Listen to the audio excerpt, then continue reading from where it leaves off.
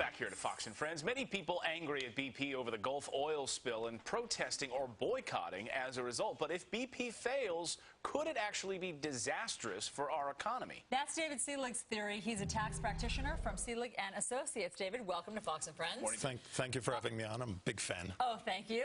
Okay, so obviously everybody's very angry with BP. Your argument is that if we drive them out of business, somehow the U.S. government loses a huge amount of tax revenue. Like what per year? Can you put a dollar sign on it? Well, it's very difficult to put an actual dollar sign on at the moment because BP pays a great deal of taxes directly and indirectly. So you have to realize that a single dollar can be taxed many times.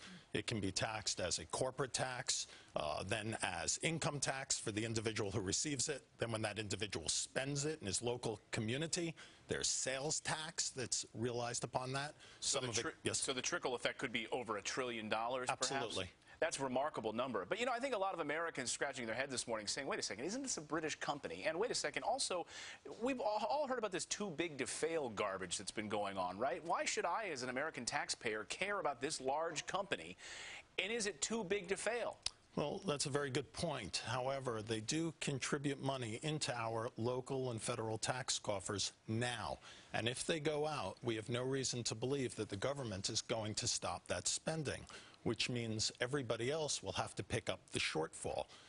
Additionally, we have no reason to believe the government will limit its spending just because they're receiving less dollars. Quite the opposite. They may actually spend more. See, but another thing that aroused the anger of some Americans is not just that BP caused this big spill, but then there was a New York Times article last weekend that showed that BP gets all of these, basically what some people would call sweetheart deals. They move their headquarters from Texas to the Caribbean, I think the Cayman Islands. They pay a much lower corporate tax rate, somewhere like 9% as opposed to 25%.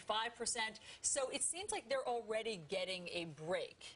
Well, it seems that way, but I would urge the viewing and listening audience not to kick BP while they're down. They have been a good financial ally of ours for many years.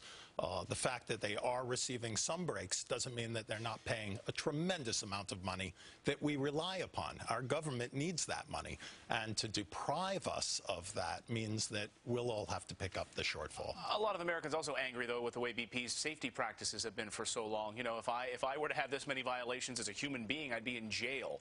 And a lot of Americans angry about the way in which they've conducted business. When you look at Exxon, you look at other companies that haven't had this problem. So rewarding bad behavior? I don't know if that's true. I think there is a lot of armchair quarterbacks going on, and they're looking back in hindsight, and it's very easy to demonize them because it's popular. The position I have taken has been extraordinarily unpopular, but I do have to tell you, I have not been rallying for BP all along. Initially, they were asking for their claimants, people who lost income from BP, to provide tax returns. I spoke out against that, and they changed their policy. So they've been very proactive. David Selig, thanks for coming on with your skunk of the garden party opinion on all of this. You're from Selig and Associates. Thank you very much. Coming up on the